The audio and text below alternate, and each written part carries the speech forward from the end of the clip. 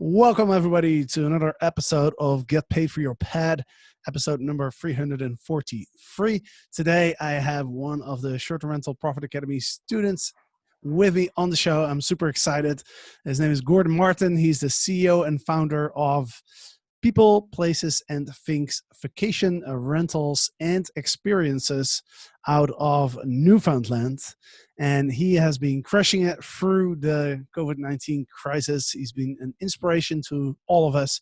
And so I'm super excited to have him on the show and learn from how he has done so well during these difficult times. So Gordon, I'm honored to have you on the show.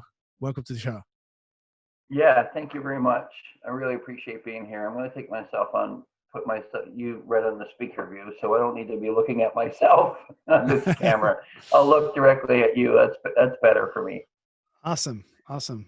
So, Gordon, before we dive into today's topic, do you want to give us an introduction of your Airbnb short-term rental story? How did you get started, and how did you get to where you are right now? Yeah, sure. I started in the fall of 2017. It was kind of a desperation Hail Mary that I needed to throw because I was in need of immediate cash, and I had stayed at a couple of Airbnbs before, once in Toronto and once in Mexico, and so I knew about it, and I thought, I could put my cabin up where I am right today, up on Airbnb and I didn't know how it was going to do. And 2 hours after it listed, I had my first booking for the next day. It was in the middle of August of 2017. And wow, I was really excited. And I think I knew I had a business opportunity when midway through September, I had a booking from Australia for 10 days for the following summer. And that kind of woke me up to the fact that this was a business opportunity. So fast forward 3 years, and obviously this year is a little different. I'm moved, but I'm still representing about 15 owners now. And I checked my Airbnb thing this morning. I have 37 listings, between those 15 owners, and we've got a couple of more on the way real soon. And it's been just an exciting journey. I've had the opportunity to represent a small boutique hotel in downtown St. John's, which really helped me learn the business. Because I wasn't even though I was in sales before for many years in the pharmaceutical industry, I was not, and I had been to a lot of places, and I've been to a lot of really exciting places around the world. I had never been on this side of the side. And that business gave me a chance to learn about OTAs and property management systems and all that kind of stuff. And so that was a great learning. And I'm still representing them this year, although it's pretty scary for them this year. But we are, hopefully the cities will come back soon. But I've been, one of the things that Eric Muller, your partner, talked about, and when I first did one of your courses, was about creating a theme for your business, really focusing on a type of property. And, I thought for the longest time that that's probably not possible in a place like Newfoundland, which is only 150,000 people, 500,000 people. And, but what's really exciting is that I do have a theme, and it's really rural Newfoundland, rural cabins in the woods, on a pond, or on, houses on the ocean. And so now that's really been helpful this year. So I don't know if that's a good segue to where we are right now. Yeah, absolutely. Because that leads into the pandemic, right? So because that's what you focused on during the crisis, right? It's the log cabins, it's the places in the woods. So let's go back to when COVID-19 started, because I know it wasn't a smooth ride at all. It took you a couple of weeks No. to kind of get yourself together and really focus on what you thought was going to do well during these times, how to adjust to the new circumstances. So take us back to that moment when, what was it, halfway through March, when suddenly all the cancellations Yeah. came in. What was your initial reaction to that? Well, I think all the way through, when we first really learned about it in February, I was thinking, well, thank goodness we're in the off season. We're in the middle of winter and nobody is coming here, and I only have a couple of bookings at my cabin, and I was just praying at that point. So praying was the first thing I was doing, hoping this would all be over by the summer. Um, and then, near the end of February, I reached out to my guests. I had about 78 reservations on the books by that time. It was a really robust January or February in terms of bookings, um, and and that kept going into early March until everything died on March 14th. The business just basically came to a screeching halt, and so I think there was a lot of uncertainty, so praying. So really, there's a bit of fear there. There was a lot of uncertainty. And when I started so for the first couple of weeks, I don't think I really did anything except for, watch Netflix and sit by my TV and watch a lot of CNN and start to have this kind of feeling of dread or fear, as everybody else around the world was experiencing this catastrophic loss of their business. Um, and and then, but then I started to listen into some programming, into some of the stuff that you and Eric were putting out there. And I went to my cabin for a week, uh, and I just kind of hung out here for a week. And I've got a lot of great books here, and it's just a beautiful environment. Um, and I remember when I came back to my apartment, I was coming in. I remember this sound in my head that said, "No, you're not going back in there to sit down and eat and just watch Netflix. You have a lot of people who are counting on you." At that time, there was 13 owners who were counting on me, and I was counting on them. They're counting on me to figure out what to do with their properties this year, and I'm counting on, and I've got to figure out, because I don't, I never believed that the government was going to be able to save me from whatever. This government was saving a lot of people, but it wasn't going to be able to save me because of being a micro business owner. Um, so I just remember saying, no, I'm going to get to work. And right at that time, which was near the end of March, I hired back uh, two of my VAs. I have one for social media and one for a girl named Juvie, who I call her my engine. She's my operations manager. We just got to work.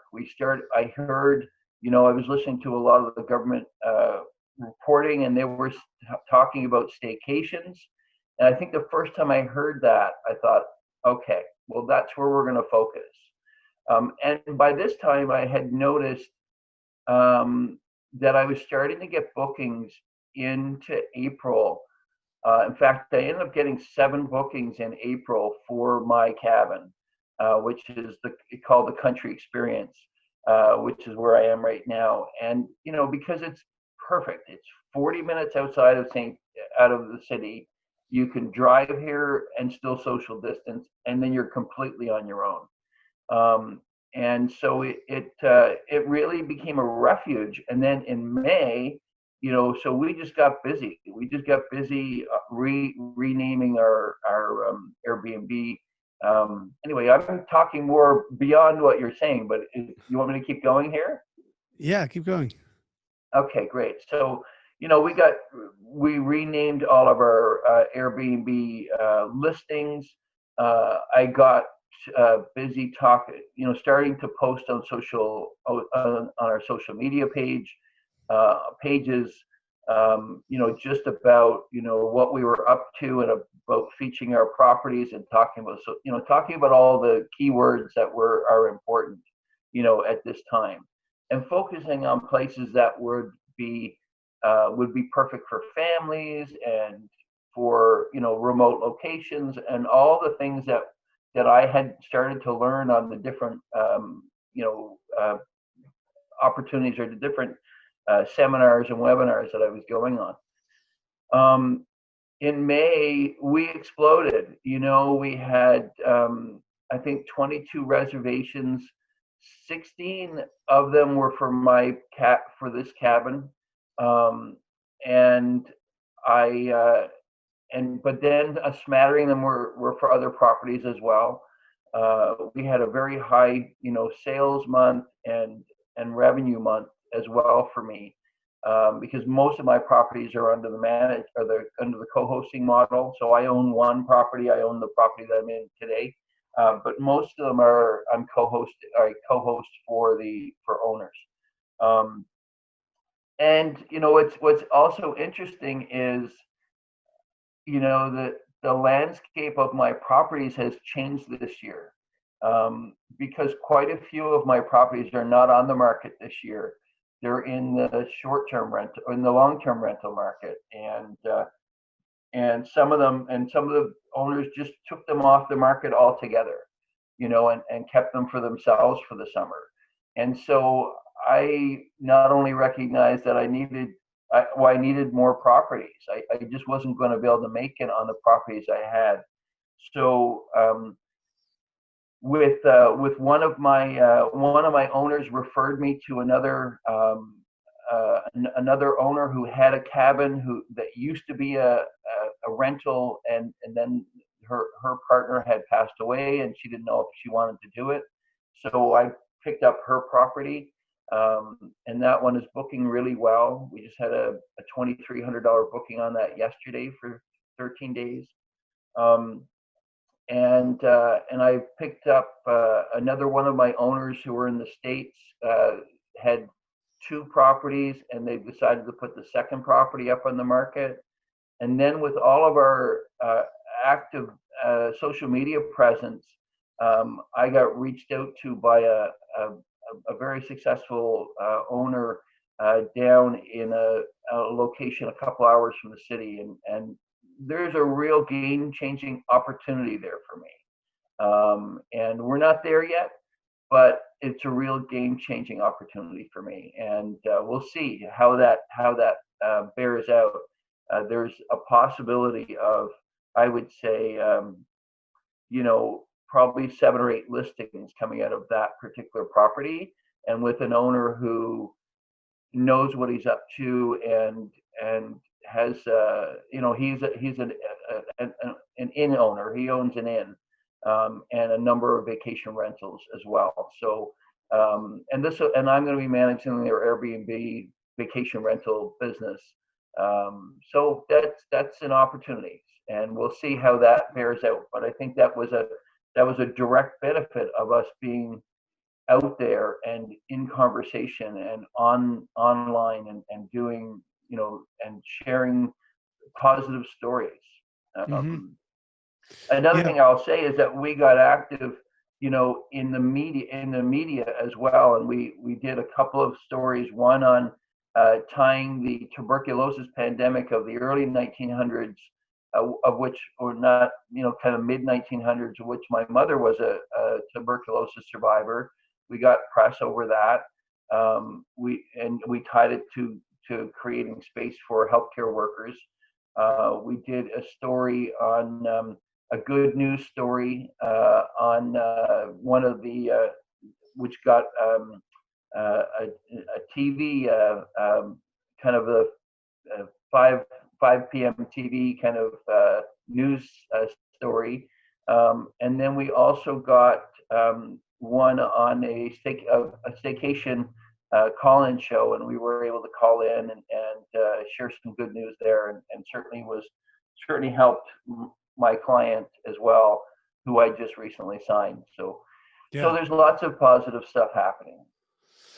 Awesome. So that was a lot of information. So I'm gonna try and dissect and sort of Okay. get the takeaways. So first of all, I'm gonna start with initially when the crisis started. You were kind of almost like a shell shock, as you described it, right? Just Yeah. kind of frozen, just kind of not knowing what to do, and then you transitioned out of that and decided just to take action, and you realized that you can't control your environment, but you can control your actions, right? And that's when suddenly I saw you everywhere on social media, like you mentioned.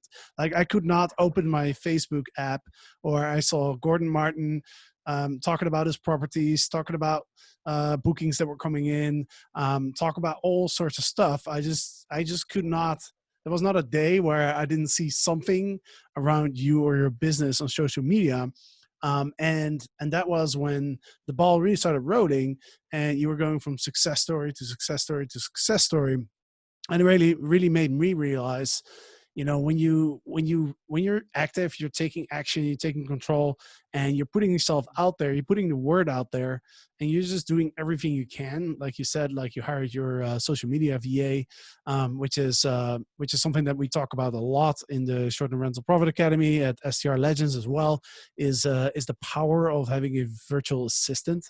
um, but Mhm. um, but yeah, you really took a lot of action, and it got noted, right? Not just You were not just getting bookings, but now suddenly you had people reach out to you saying like, "Hey, I've got a hotel. Let's talk about you managing it." So I think that's one big takeaway, or maybe that is the biggest takeaway even, from your story. But a question that I have for you is, how did you make that sudden transition from watching Netflix to taking action and taking back control of your business? Yeah. Yeah, it's a couple of things I wanted to just one thing I wanted to reference there, or two things. The first of all, I've done a lot of work through an organization called Landmark Worldwide. I've been involved in education there for about 18 years now, and I do a lot of assisting around that work as well. And the founder of that work said, you know, the universe doesn't care. Like the universe doesn't care what you want, doesn't care about what you think about, doesn't care about what you intend or what you plan. The only way that it ever responds is through when you take action. So you need to take action, and the universe responds. And and that and some and so that's the first thing I wanted to say. Um, that moment I think really came because I changed my environment. I chose to leave my apartment, where I had been stuck, and get out to a place that really restores me, you know, and then dive into some books and reading, and poetry is I write as well.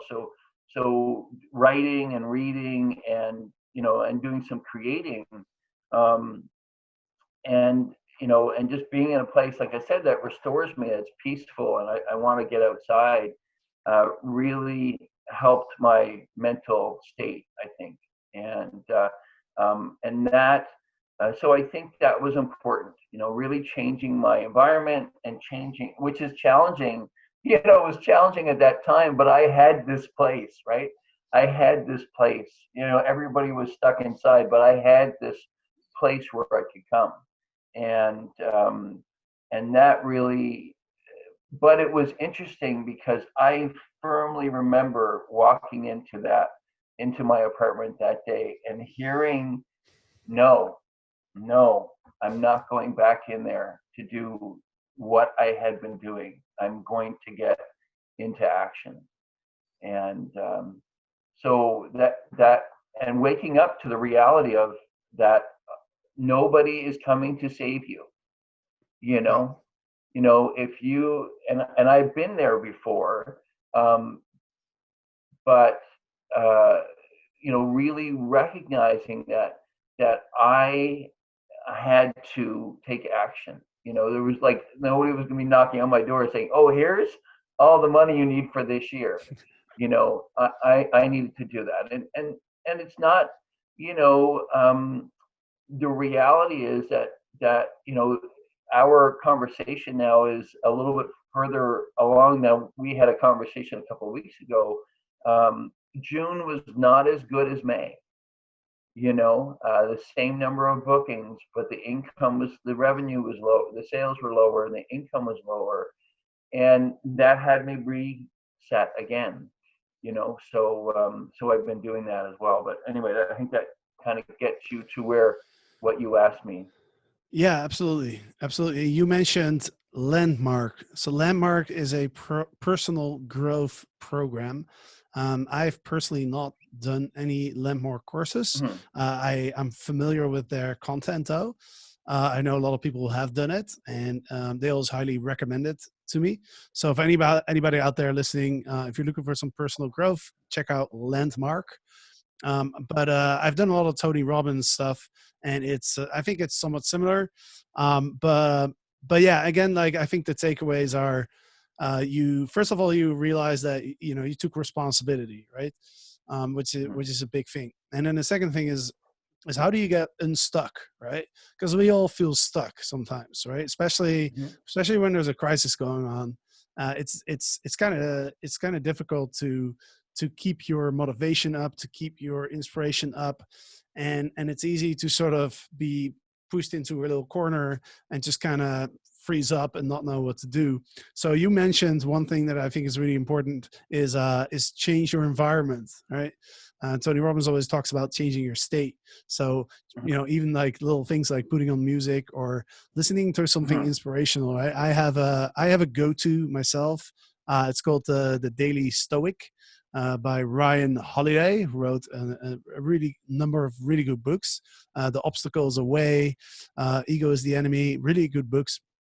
And that's why I go for, if I just need a little bit of inspiration, a little bit of motivation, the Daily Stoic is a book that has 365 meditations from the old Greek and Roman philosophers. And just listening to that wisdom just immediately kind of fires me back up. You know what I mean? Where if I feel like just sitting on the couch and watching Netflix all day, I just listen to that and I'm like, okay, yes, take action. What's one thing. I ask a different question. What's one thing that I can do right now that will help me move forward? Right. So, I think in those crisis moments, it's extremely important. And I think that's something that, a crisis always teaches you something. And that was actually going to be my next question for you. Like, what have you learned from this crisis? Yeah, and I think the other thing I wanted to just kind of put in there, I'm also in recovery from addiction, and getting involved into and being active in the recovery community this spring has been very important as well, because again, I think you said it, best there. You can, when we get stuck in our head, and stuck in monologue, that noise in our head that constantly is spinning. Often it's not saying very nice things to us. That's really where we get stuck. When we can move out here, where you and I are right now, in dialogue, listening and sharing, then a lot of that ice jam kind of gets freed up. I know you don't have a lot of ice jams in Spain or San Diego, but here we get them. But that's how you get, when you get stuck in yourself, and as you said, if you can change your state, but also get into dialogue, to share what's going on with you, to share where you're stuck, which is also the real value of the Facebook group that we're involved in. We get a chance to share ourselves. We get to jump on a webinar, and we get to share, a challenge or whatever at that point. So I think I'm on a tangent, and I'm kind of need to go back to your question again. Yeah. So you're essentially saying you're referencing the importance of community, right? Don't try and do this by yourself. Get involved in the community. And my question was, what have you learned from this experience? Yeah. Well, I think that's really one of the most important things, the importance of community. we have a girl here in St. John in Newfoundland who started a staycation Facebook page. She wasn't a tour operator. She wasn't in the tourism business. She was just a person who was interested in traveling. I think that Facebook page has now 15,000 members in it, and has really been a phenomenal aspect to recovery within this province. So community is important. Making sure that we're getting into, that we have good supports. Understanding your business. As I said in June, I had to shift away from how much money I was spending on my VAs. I had to dial it back a little bit because the revenue wasn't there to sustain that, and I was just basically working to pay them. That's not what we need to do. And I think also just really making sure you're getting good information. Staying close to the credible sources of information, and how to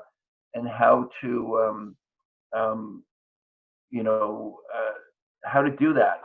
How do we actually do this pandemic? How do we actually do it in a safe manner for our cleaners and for our guests and for my owners as well.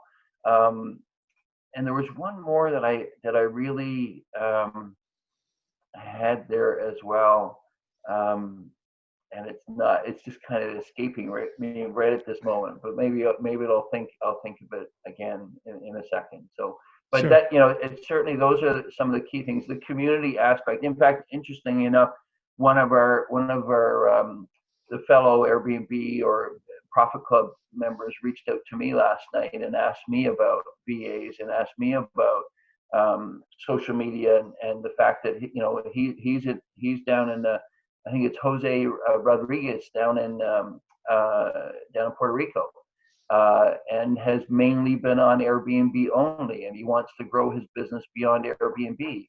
And knowing he can't do it by himself, you can't do this by yourself, and if you are doing it by yourself, you're shortchanging yourself, and you're also shortchanging the opportunity that is here, and really kind of learning from that.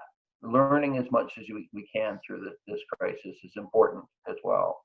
And then I think a lot of people, and then just really being, one of the things that we also talk about is being able to look into the situation, and from looking into the situation, seeing what there is to do, accepting the situation, right? We have to accept what's happening right now. Most of our suffering comes from not accepting it, not accepting that there's a crisis, not accepting that there's something going on, not accepting that the cities, all of a sudden, nobody wants to go to a city anymore, or it seems, accepting that, and then looking into that situation and saying, well, what is there to do now? How can we respond now? Rather than looking into ourselves, thinking, oh my God, this is over, I'm never going to be able to recover. What is there to do now? And certainly people I wanted to give shout out, to Alan in Poland for how he responded.